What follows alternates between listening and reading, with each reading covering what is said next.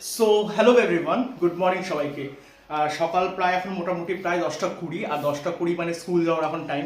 তো আজকে বেশ সুন্দর ওয়েদার একদম। আমি তোমাকে পরের ব্লগে অবশ্যই শেয়ার করবো যে ওয়েদারটা কেমন, ঠিক আছে। আর সব থেকে বড় কথা, আজকে এত সুন্দর, এতদিন পর বৃষ্টির পরে বেশ সুন্দর একদম মানে রৌদ্রোজ্জ্বল আকাশ যাকে বলা হয়।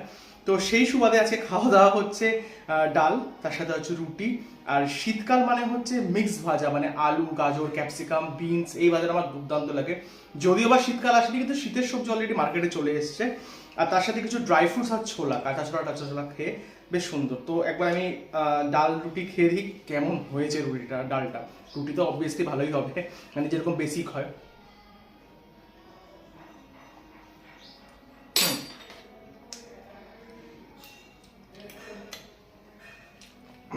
নর্মাল ডাল যেরকম হয়।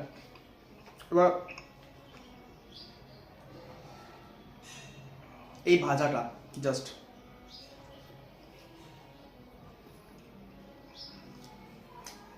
মানে শীতকাল চলে এসছে, এটা একটা প্রমাণ যে শীতের সবজি দুর্দান্ত লাগে। তোমরা কারা কারা ভালোবাসো অবশ্যই সবজিটা আমাকে জানাও।